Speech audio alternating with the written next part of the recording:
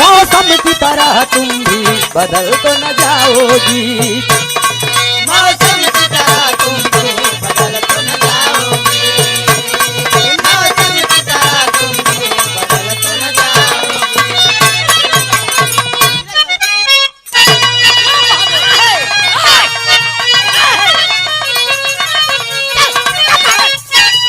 अरे बोल बाबा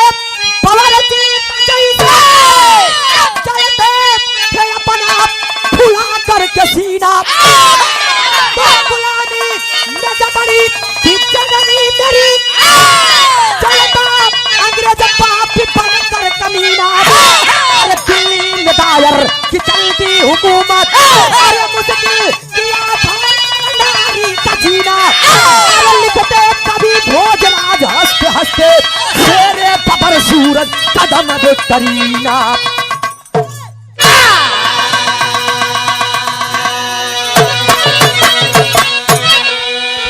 जिया प्रतापगढ़ मुर्दर से बुलवा दिए मार साहब।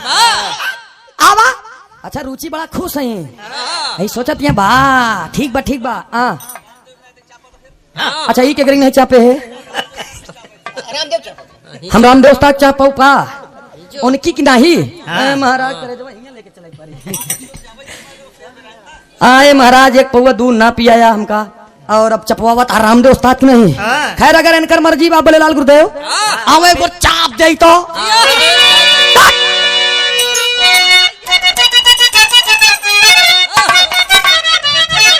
पूरे बिरहा का संदेह लेकर यह कव्वाली के टुकड़ा बताओ दिल फेंक आशिक तनी तनी तनी तनी हमका जगह देगा जब एक बात जान ला जब हम गरमाई थी अरे तो सांड और जाना था दौड़ा के सिंगिया हुआ थी आवाया भैया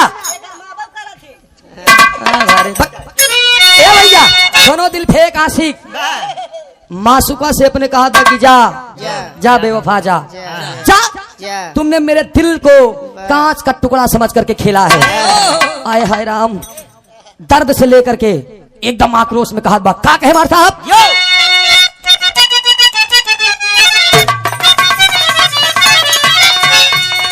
तो अरे तोड़ दिया अरे दिल जान के शीशा तोड़ दिया अरे दिल जान के शीशा अरे मीठा चला के खंजर अरे मीठा चला के खंजर नजरों में तेरे जानम है जाम का समंदर नजरों में तेरे जानम है जाम का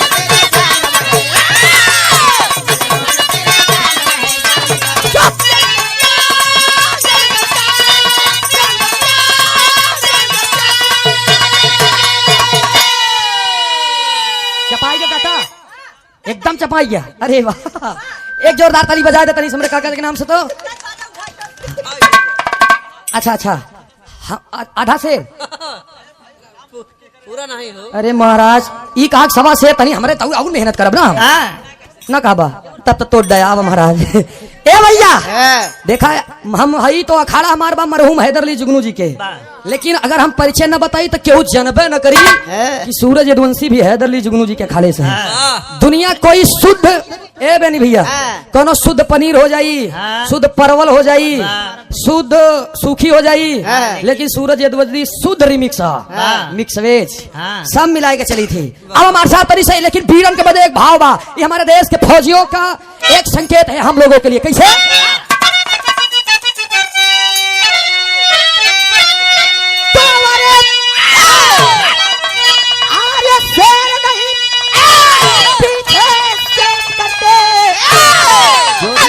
करता है, ना पीछे से दहाड़ता है और न पीछे से कभो वार करे। लेकिन इधर अरे पीछे से जो वार करे, अरे पनता झूठे कलंदर, पनता झूठे कलंदर, पंजा मिला के छोड़ दे बना करके बंदर, पंजा मिला के छोड़ दे बना करके बंदर,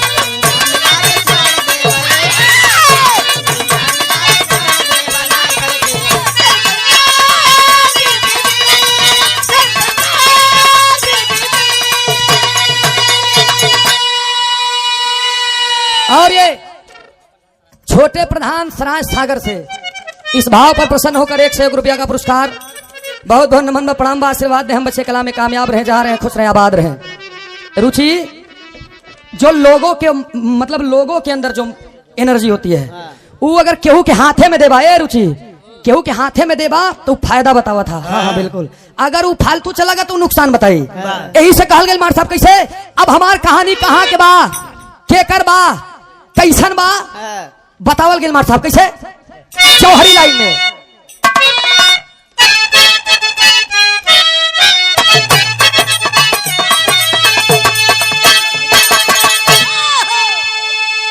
एक पत्ती और बढ़ा।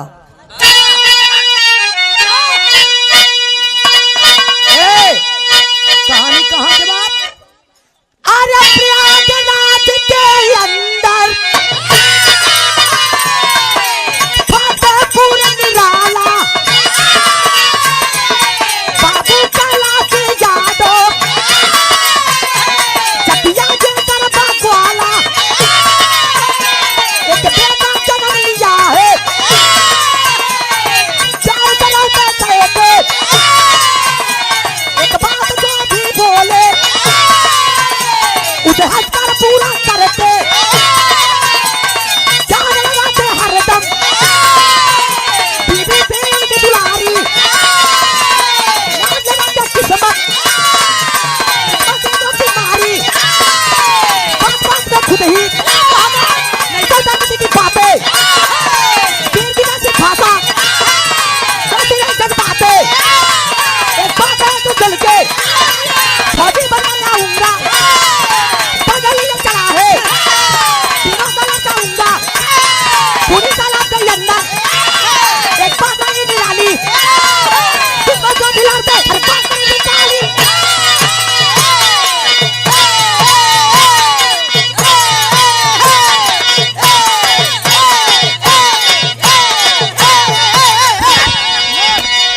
मैं बहुत सारी बोले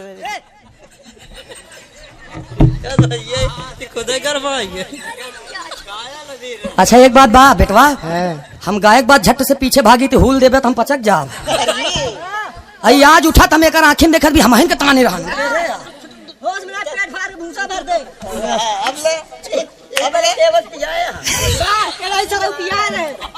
काका दया के मैटर मंच के नीचे जा बेटवा, मंच के ऊपर ई दर्शक ई समाज के नजर हमरे ऊपर बा। हम जाना थे ये कसौटिया, लेकिन तनी हाँ बहादुर हम मानब। और तुहार अब उमरिए कितनी बयान 9 महीना खाइए बिरहा जगह में भाई, वैसे उम्र ढेर बा लेकिन बिरहा जगह में 9 महीना खाइए। अबे 10 दिन बाकी ए भैया कहानी फतेहपुर गांव के बाद। फतेहपुर आप लोग जानते हैं, इलाहाबाद फतेहपुर। अच्छा फतेहपुर के रहने वाले कैलाश यादव के बेटवा के नाम नीरज यादव, पत्नी सीता देवी।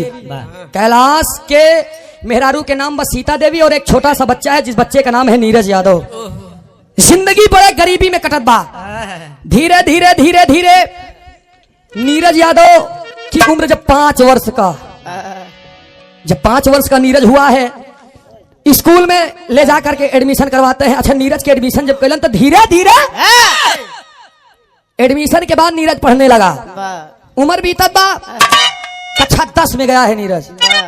और जब नीरज 10 में गया है तो एगो वही गौवा के 2 किलोमीटर दूर समस्तपुर एगो गांव बा, जौने गांव के रहे वाली एगो लड़की जेकर नाम स्नेहा शर्मा बतावल गई। स्नेहा शर्मा भी वही स्कूलिया में पढ़त रहे। अच्छा कक्षा 10 में रहे, जब 11 में गया नीरज यादव तब उकर नजर स्नेहा शर्मा पे पड़ गई। और स्नेहा शर्मा की नजर नीरज यादव के ऊपर। दोनों में देख देखौल 2 साल चलल। 2 साल के बाद जब इंटर फाइनल करके दोनों निकलने लगे तब हिम्मत करके नीरज यादव उसका हाथ पकड़ के कह दिया कि हेलो माय डियर, ऐसे ने चली 2 महीना हमार देख ताक चलल, अब तो जाते कभो न मिलब, कम से कम आज तो नंबर दे दा, बातचीत हुई, लड़किया अपने पापा के नंबर दे, जब मैं मैसेज करूंगी, जब मैं फोन करूंगी तभी तुम रिटर्न। नीरज यादव ने भी कह दिया ठीक है कोई बात नहीं है। चले गए दोनों अपने अपने रास्ते, फोन हुआ, बातें हुई, चुपके से फोन दिया गया, बात करते करते 3 साल का समय बीत गया। उम्र धीरे धीरे बढ़त बा, अब पढ़ाई लिखाई दोनों के तेज तर्राक बा, स्नेहा शर्मा के भी और नीरज यादव के भी। अच्छा पढ़ाई लिखाई तो तेज बा, लेकिन होत कब एक लाइन तर्ज लगे मार।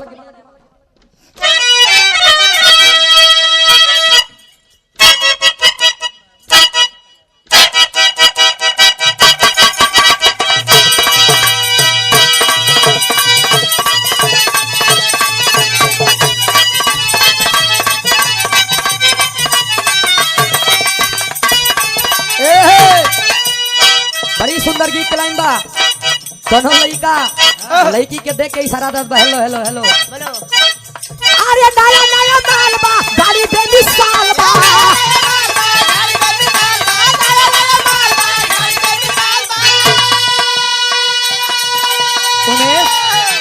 तोहरे लायक गीत बा।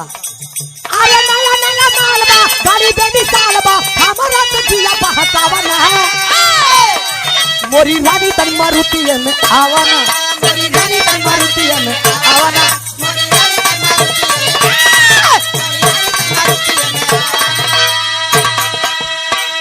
लेकिन 3 साल 4 साल धीरे धीरे समय व्यतीत होता, तब नीरज एक दिन फोन करके एक बात कहा, हेलो मैडम, ए स्नेहा, हमारा तो हर दोस्ती खाली जीएफ बीएफ तक रही, ये कभी हस्बैंड और वाइफ भी बनेंगे। स्नेहा शर्मा ने कहा कि मैं बातें करती चली आई, लेकिन एक बात आपसे बोलना भूल गई। क्या? मेरे पिताजी, मैं अकेली बेटी हूँ, मेरे पिताजी का आदेश है कि मैं अपने बेटी की शादी करूंगी तो किसी फौजी जवान के साथ। ध्यान दीजिएगा आप लोग। और नीरज यादव कह दिया कि मैं पढ़ने लिखने वाला लड़का, नौकरी मेरे किस्मत में हो या ना हो, इसका मतलब तुम मुझसे आज तक स्वार्थ का प्यार रखी हो, मतलब के लिए। स्नेहा ने कहा कब मैंने तुमसे सोना चांदी हीरा मोती धन दौलत जबर जमीन कुछ नहीं मांगा मैंने, एक बात मैं कहती हूँ, सच में तुम मुझसे प्यार करते हो? नीरज ने कहा बिल्कुल, तेरे लिए मैं जान भी दे सकता हूँ। अरे जब तुम मुझे इतना प्यार करते हो, जान दे सकते हो, एगो काम करवा, कहन अहिरे के लवंडा, पढ़े लिखे में तेज तर्राक छफीटा जवान, तनी पढ़ लिखला, नौकरी वोकरी देख ला, हो सका था फौजी जवान हो जा, और अगर तोहरे तन पे वर्दी आए, एक जान ले सिंदूर डाले की जरूरत नहीं बा, उधर वर्दी चढ़त बा, तोरे नाम के सिंदूर स्नेहा शर्मा के मांग के चढ़त बा। इतना बात मर्द के लिए, कभी जी मर्द के लिए बातें ही सब कुछ है। उसके दिल में बातें घर कर गई और नौजवान है, दौड़ना शुरू कर दिया। कहत बता कहे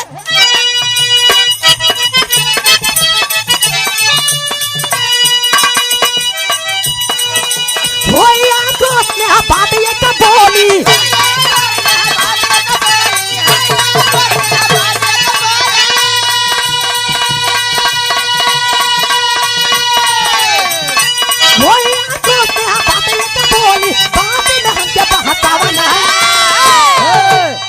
मोरे नीरज तानी फौजी बन के आवाना, मोरे नीरज तानी फौजी बन के आवाना।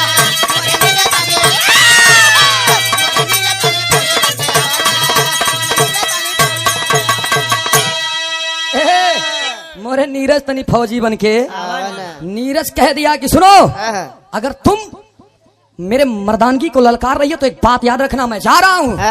सुबह हुआ, जब सुबह भइल, सुबेर हो गया तो बात एकदम बार बार चालत बा, प्रेम है, सच्चा प्रेम है। और नीरज यादव उठ करके स्पोर्ट के चड्ढा चढ़ावत बा, स्पोर्ट का जूता चढ़ावत बा, और लेके स्पोर्ट के बढ़िया से संडो बनियान पहन के 4 बजे भोररिया में निकल दिया दौड़ने के लिए। दौड़त दौड़त दौड़त दौड़त, अच्छा धीरे धीरे धीरे धीरे 6 महीने मेहनत किए, डेली 1 राउंड बढ़ावत बा, डेली 1 राउंड।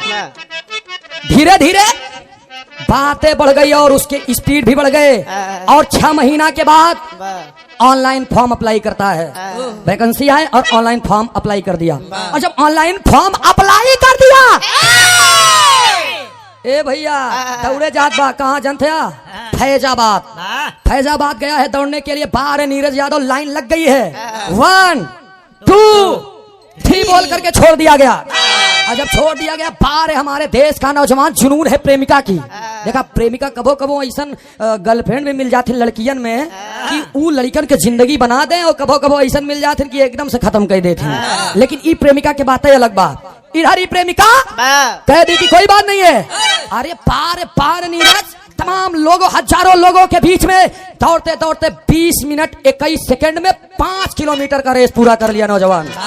आ गया, और जब आ गई मेडिकल हो बा, मेडिकल में थोड़ी सी कमी बा, थोड़ी सी कमी बा, लेकिन वहां पर अलग से बातें करके और कुछ दे करके इधर उधर मामला सल्टा दिया गया, बातें इधर सिलेक्ट कर दिया गया। आ गया घर पे, दौड़ रहा है, घूम रहा है, टहल रहा है, धीरे धीरे धीरे धीरे समय व्यतीत हो बा। सीता देवी माई अपने बेटवा के ऊपर नाच करत हैं, जबकि कुछ करत ना बा। धीरे धीरे समय बीता, एक दिन डाकिया आया द्वार पे, तो सीता देवी सोची, अरे बाप रे, हमरे घरे पुलिस, हमरे घरे पुलिस, ई वर्दी में कैसे, एकर मतलब कि हमार बेटौना नीरजा कुछ न कुछ काम गलत करे। डराए लगी माई, आया डाकिया और दे दिया पत्र, से लीजिए और अपने बेटे को दे दीजिए, आपके बेटे का नाम नीरज यादव है। जी जी जी सर, का भा कौनो गलती करे, का कौनो गलती करे हो बतावा, मुंह फुकना के बहुत मारब हम, लेकिन तुहार जरूरत नहीं बा। डाकिया कहे उसने गलती नहीं किया, आपके भाग्य को चमका दिया, मतलब इसे उसे दीजिएगा, वही सब बताएगा। चल दिया डाकिया। 2 घंटे के बाद खेल कूद करके आया नीरज यादव, तो कर महतारी का, रे ए नीरजा का डपुरात रहा थी हमें आए नीरज का माई का भा के ना ले ई देख देख का आई। और जब नीरज पूरा पढ़ा तो नीरज अपने माँ को गोदी में उठा लिया, चूमने लगा, माँ ए माई, थोड़ा नीरज के ड्यूटी लग गई माई, हम फौजी जवान हो ये माई, ई देख भला तारीख के हमार पोस्टिंग बा, पहली पोस्टिंग छत्तीसगढ़ जगदलपुर में लागत बा। हालांकि छत्तीसगढ़ के बलरामपुर जिले में कई राउंड मैंने कार्यक्रम भी गाया है, देखा है वहां का इलाका, अरे बाप रे बाप, एकदम खतर बा, हाँ खतरनाक भाई का जल नक्सलियों का इलाका है। अब उधर पहली पोस्टिंग छत्तीसगढ़ जगदलपुर में लागत बा, फले डेट के। अब है कि जब ये बात दिल में ले, महतारी रजा अपने आंचल से पूछत बा अपने बेटवा के, बा मेरे लाल तुमने तो किस्मत चमका दिया। और धीरे धीरे समय बीती बा, वो भी दिन आया, कौन दिन, कल है जाए के बाद ड्यूटी पर, अब भोरहरिया में फोन लगाया बा स्नेहा शर्मा के पास। कौन लगाया है, नीरज यादव, और कान के लगे दबा के बेल्ट कसत बा, एक लाइन तर्द लग गई मार साहब।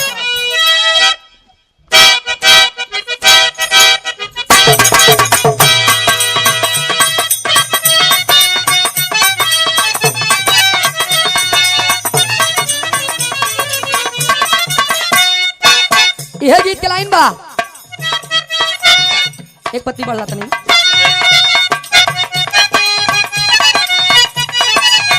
लड़किया के खूबसूरती के बखान करे बलैका, अजब वीरे रसबा तका है बिना, कौना देवता के गाढ़ल सवारल हाऊ,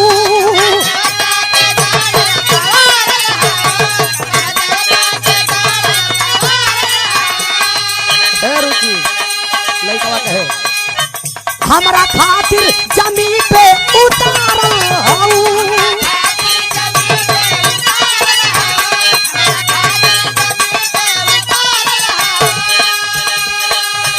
कवना देवता के गाढ़ल सवारल, हमरा खातिर जमी पर उतारल, तोहर अकिया बतैले दीवाना, ये जाना बारू अनमोल, बारू अनमोल ऐसन खजाना, तोहर छोड़ा ना दूसर जनाना, ये जाना बारू अनमोल ऐसन,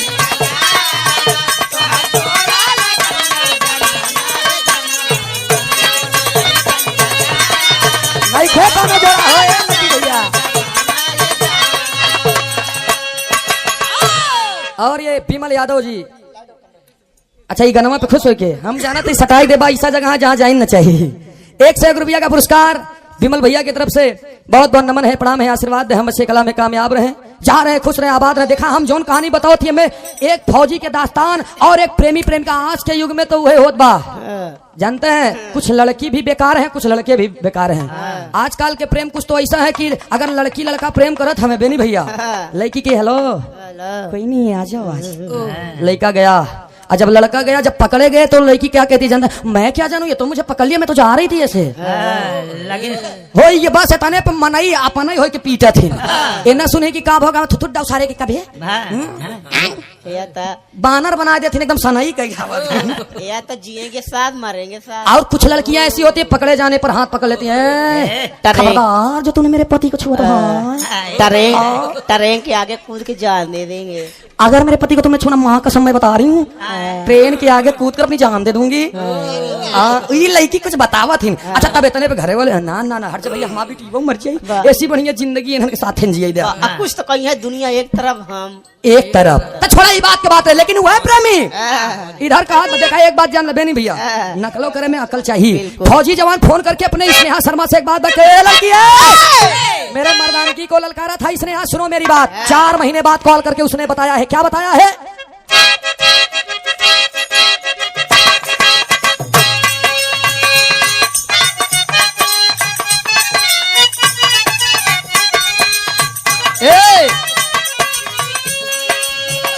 तन पे वर्दी सजा कर दीवाना चला,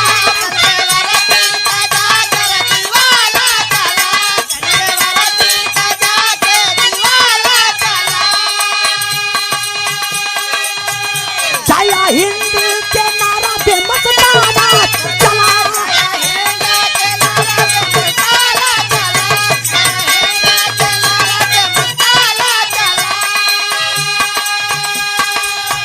तन पे वर्दी सजा कर दीवाना चला, वंदे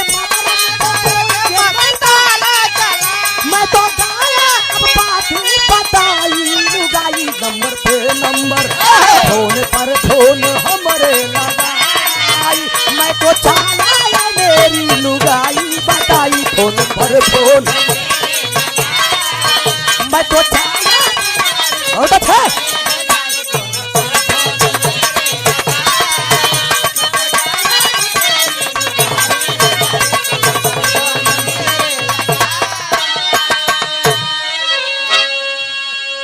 ए भैया अब तनी बात के समझ ला, धीरे धीरे धीरे धीरे चल दिया। फौजी जवान 4 बजे भोररिया में निकल गया, बता करके स्नेहा शर्मा को, स्नेहा का बार मेरे दिलेर आशिक, बार मेरे पति, आज से मैंने तुम्हें पति मान लिया, कोई भी काम हो तुम बेफिक्र रहो, मैं तुम्हारी धर्म पत्नी हो गई। देखा ये झूठ है, इतनी बात हुई, चल दिया फौजी जवान। छत्तीसगढ़ नगदलपुर में गया है, और छत्तीसगढ़ जगदलपुर में जा करके ड्यूटी करत बा। और एक बात जान ला, कुछ कुछ लोग ऐसे होते हैं जो उसी के अधीन हो जाया करते हैं। नीरज यादव जब गया है फौज में भर्ती हुआ है, वहां पर लोगों के साथ में रहा है, तब उतना तो बात करने के समय मिली ना, लोगन के साथ बा। जब उन लोगन के साथ रहा तो रहा, बहुत कम बात होत बा। धीरे धीरे 1 महीना 2 महीना 3 महीना गैप होत होत होत होत होत होत एक बार तो इसे 7 8 8 महीना गैप हो गया। बातें लेकिन हो जाती थी कभी कभी। इधर स्नेहा शर्मा भी बेफिक्र बा कि चला कोनो दिक्कत ना बा, हमार बियाह तो नीरज से होबे करी। और नीरज भी सोच लिया है कि हमारी शादी स्नेहा से होगी। लेकिन धीरे धीरे 2 साल का समय बीत गया। जब 2 साल के समय बीत गया तो स्नेहा नीरज के चित्त से उतर गई, एकदम ड्यूटी में लीन बा। कौन लीन है? नीरज यादव एकदम ड्यूटी में लीन बा।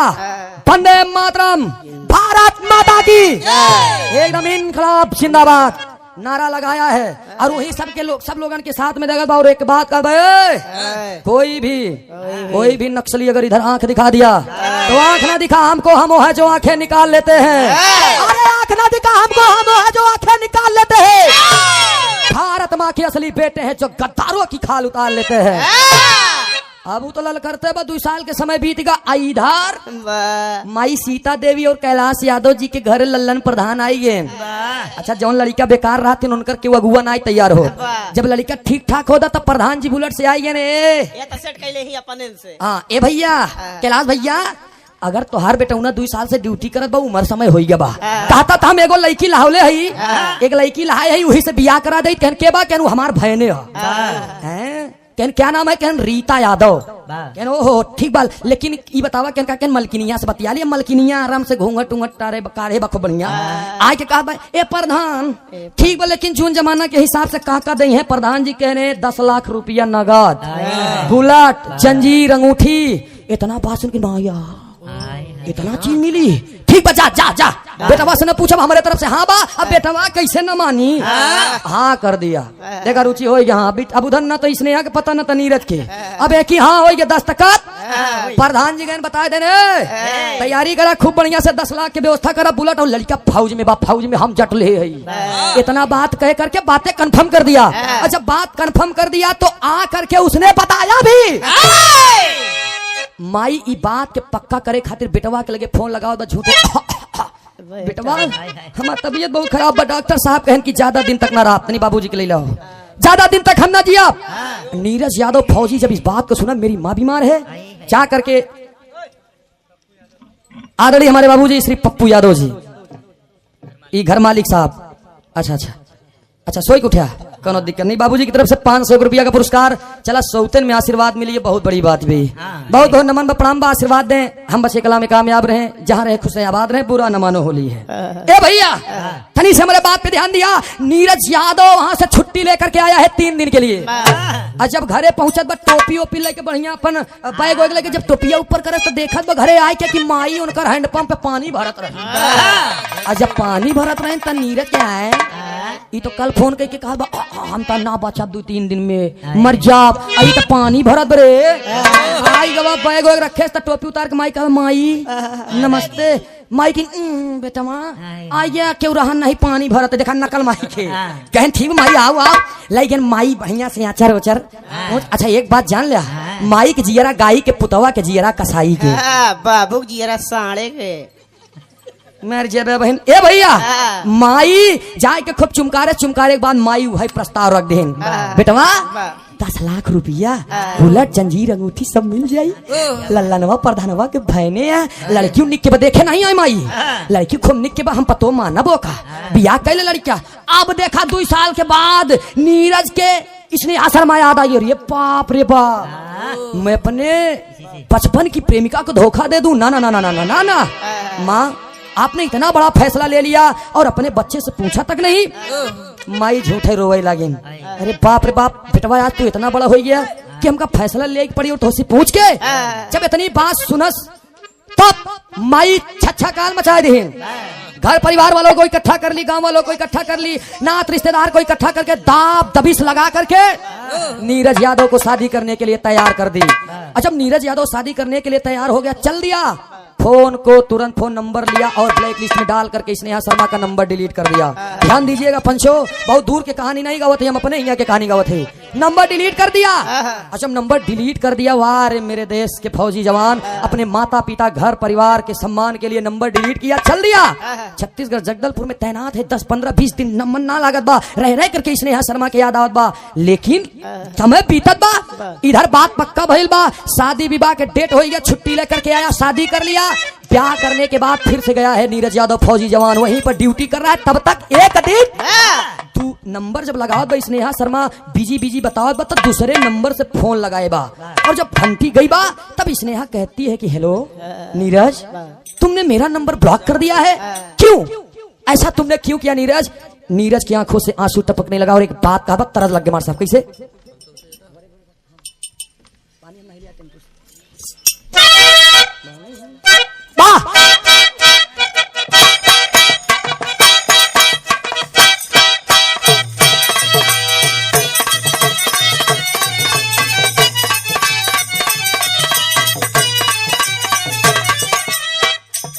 घर वाले रीता को प्यार से रीमा कहते थे। रीमा नाम था रीता यादव, लेकिन रीमा रीमा कहते थे। और वो भी कहता था फौजी जवान। ये तरफ के लाइन बा, पानी हम ना हाइले जिसे मुंह से,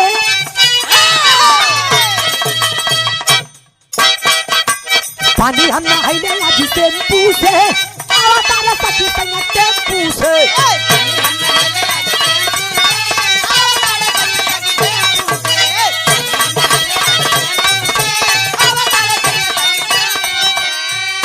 बता रहा है नीरज यादव, तुम सुनना चाहती हो इसलिए हाँ मैं क्यों नहीं बोल पा रहा हूँ? हाँ बोलो। खड़ा हम पानी आज सीमा पे, सुनो इसने हाँ, खड़ा हम पानी आज सीमा पे, हो गई बिया हम रीमा से, रीमा से।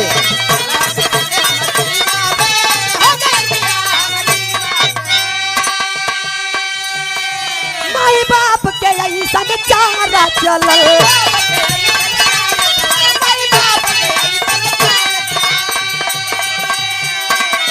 उनके मन के कहीं तो खुशियां मिलल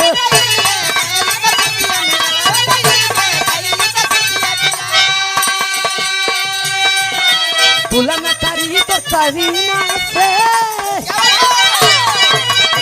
तू बड़ी सुंदर हो अबो कहता तुलन करी तो सरीना से लगन दिया हमारी माँ से तुलन करी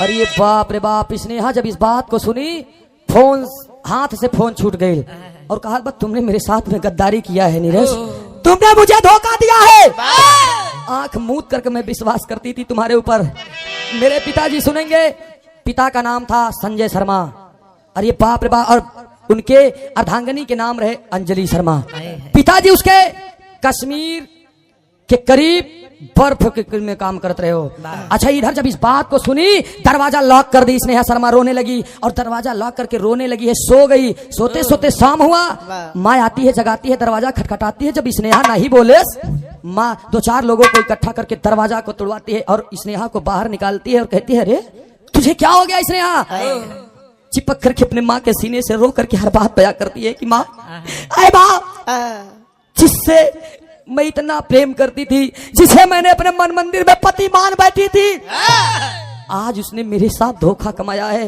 उसने दूसरी शादी कर ली माँ मैं जीते जी मर गई माँ मैं जिंदगी नहीं जीऊंगी माँ मैं इस दुनिया से बहुत दूर चली जाऊंगी माँ अरे बाप रे बाप संभालत बाप ने आपके 4 दिन समय बीतल और करे बाद में तोगन के समझाए के बाद तब स्नेहा शर्मा अपने पिताजी के पास फोन करत बस संजय शर्मा के पास पापा ए पापा जिंदगी मेरी गुजर रही है मैं पढ़ रही हूँ लिख रही हूँ क्या कर रही हूँ इसे आपसे कोई मतलब नहीं मैं इस दुनिया को छोड़कर बहुत दूर चली जाऊंगी पापा जहाँ पर कोई नहीं आ पाएगा अगर आप जीती या इस जिंदगी में हमें देखना चाहते हैं इस धरती पर मुझे देखना चाहते हैं तो अपने पास बुला लीजिए पापा डांट करके संजय शर्मा कहते हैं कि 22 वर्ष तुझे पालने में लगे तू मुझसे सवाल करती है कि पापा मैं इस दुनिया को छोड़ दूंगी क्या कमी है रे तुझे तुरंत डर के मारे एक बाप टिकट कंफर्म करता है और बुलाता है अपने पास जब बुला लिया तो अपने पास बुला करके समझाया बुझाया अपने दिल को किसी तरीके से मना करके स्नेहा और जिंदगी व्यतीत करत बा और वहीं के रहे वाले रामचंद्र यादव जवन LIC बीमा में एजेंट रहन और उन्हीं से एक दिन मुलाकात हो गई बातचीत करने के दौरान स्नेहा शर्मा को उसी में कार्यरत कर दिया गया पढ़ाई लिखाई बहुत तेज बा पढ़ाई लिखाई फिर से जारी कर दी और जब फिर से जारी करत बा धीरे धीरे LIC बीमा के एजेंट खुदे हो गए इधर बर्फ के काम में भी बाबुओं के हाथ बटाव बा खुद उधर से भी पैसा कमात बा और एनम जीनम के कोर्स भी करत बा डॉक्टरी की तैयारी अलग बा समय बीतत बा टेरी के भाव में कहल गई कैसे मार साहब संजय यादव पेशकार दीवानी न्यायालय प्रतापगढ़ अच्छा ये बिरहा जगत की बहुत ही शानदार गायिका रुचि यादव जी के मामा यानी हमारो मामा कहाँ है मामा हो नहीं है इनका सामने नहीं उतन कोनो बात नहीं जीवन भर हमारे मामा के लूटू आज हम तोरे मामा के लूटते हैं ये जहाँ पावत है अच्छा हमार जनते हो रुचि की हम शुरू से पकड़े अपने आजा बाबा परपाजा के नाना मामा हम पकड़ के चली थी यो हमार मौसिया यहाँ है हाँ मिलन के सूरज किस्म के पास बिरहा गवत खैर उन बैठा है गड़िए पे और ये मामा जी आदरणीय आप सम्मानित श्री संजय मामा जी संजय यादव पेशकार साहब दीवानी न्यायालय प्रतापगढ़ 500 रुपया का पुरस्कार एक बात जान ला 3 लोगों से बहुत बच के रहना चाहिए किससे वकीलों से हकीमों से और हसीनों से जानता कहे वकील साहब से अगर तनिको टिरान्या तो जौन बंजर जमीन बो हम उनका नाम बोलिए का जान लिया अगर डॉक्टर से टिरान्या 2 ml अगर खींच के लड़की सुई ताकत के बताए के लगाए दें तो जिंदगी भर खातिर शांत हो जाए और लड़की से यानी हसीना से टिराना तो 20 सड़क पे तो का हनुमान बनवाए दही में कोनो दुई रहा है नहीं भाई तीनों जने से डराई चाहिए 500 रुपया का पुरस्कार 376 ना रह दिया ओकर नाम ही जी लिया 500 रुपया का पुरस्कार मामा जी के श्री चौड़ों में कोटिंग नमन बा कहानी पे आप लोग ध्यान दिया अब कहानी जैसा चढ़त जाइए वैसे एकदम मारनी खोज जाइए तेरी में कहल गई कैसे मां साहब स्नेहा शर्मा मोहब्बत जिंदाबाद कह दिया। अरे मोहब्बत जिंदाबाद।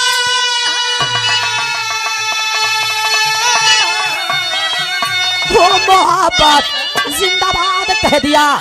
प्रेमिका पति पावनी पति को की आजाद।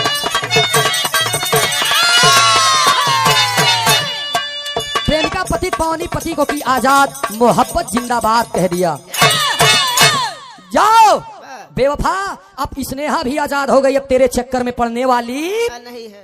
पढ़ाई लिखाई करत बा। कुदरत के करिश्मा देखा। समय बीतल 1 साल। जीनम एनम के कोर्स करने के बाद वही लड़की स्नेहा शर्मा डॉक्टर के रूप में तैनात हो गई। वहीं पर है अभी। अब भाई वहीं बस श्रीनगर में। और श्रीनगर में बाटे तब तक बारे भगवान डॉक्टर के रूप में तैयार बा। पढ़ाई लिखाई ओकरे बादो नहीं छोड़त बा। पोस्ट तैयार हो। अच्छा पोस्ट पे पोस्ट बढ़ावे ते चाहत बा। भगवान के करिश्मा देखा वहीं पे रह करके तनी तुनी सोच भिड़ाए बा। और आर्मी कमांडेड हॉस्पिटल में जाकर के वो बड़े नर्स के रूप में तैनात हो जाती। काम करत बाप। खाली 3 घंटा का समय लेती है। और कहां पर? श्रीनगर में। बारे भगवान 1 साल का समय बीता। और इधर नीरज यादव के देखा छत्तीसगढ़ जगदलपुर से इनकर पोस्टिंग हटत बा। और लागत कहां बटे ड्यूटी? अब श्रीनगर में। कश्मीर के बॉर्डर पे ठीक लागत बा। बात आयल 2018 के।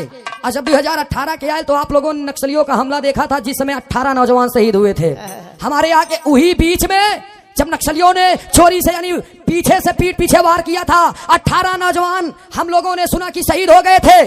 उसी में नीरज यादव भी था। लेकिन नीरज यादव के गोली लगल कहां रहे जानते हैं? ई आंखी में गोली लगल रहे। और गोलियां यह अखिया के बेझक की।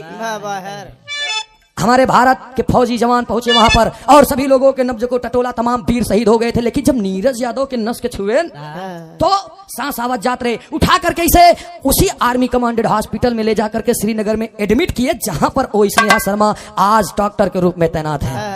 3 दिन बीत गए। आंखों से एकदम खूनों की धारा बह रही है। एक लाइन तर्ज लग गए मार साहब। प्रयागराज के ओरिजिनल खाटी है।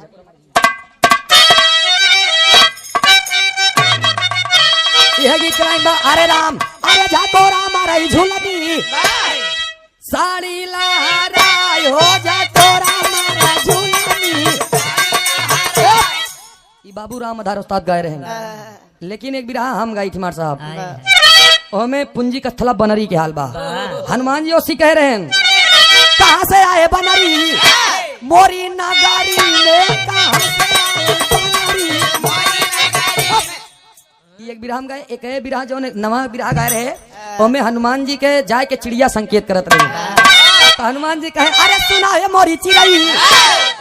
तो का ना कहती मोर बिट्टी तू नाराज ना हो मोर भैया रे। अरे कहां से आऊ चिड़ई?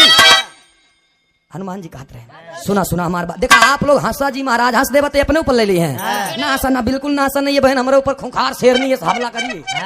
कहे अरे सुनाया मोरी चिड़ई फूक बई उड़ी जाबू। सुनाया मोरी चिड़ई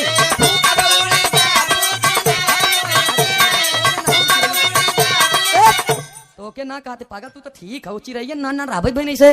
वो अगर एक कैती से पूछू से हाँ उग दे तो हाँ तो वो कहते हम तो के ना कहते। तो ये उनकर बात रहे। हनुमान जी के तमाम गाना गाए। आज के जमाने को देखते हुए मैंने एक गीत और गाया। कहा गाया? अरे बड़ा निकला गा तो हार गोरी का जारा बड़ा निकला गा। ढेर गवैया कहनी दादा राम कैलाश के हमके दादा राम कैलाश के ई अटै पिया परदेसिया लावट के नाही आए दुल्हा पर। लेकिन बिरहा पे आप लोग ध्यान दिया इधर होता बदोस। अरे लेके गए फौजी नीरज यादव को लेकर के चल दिए। अरे लेकर गए फौजी सुना अस्पताल में लेकर गए फौजी।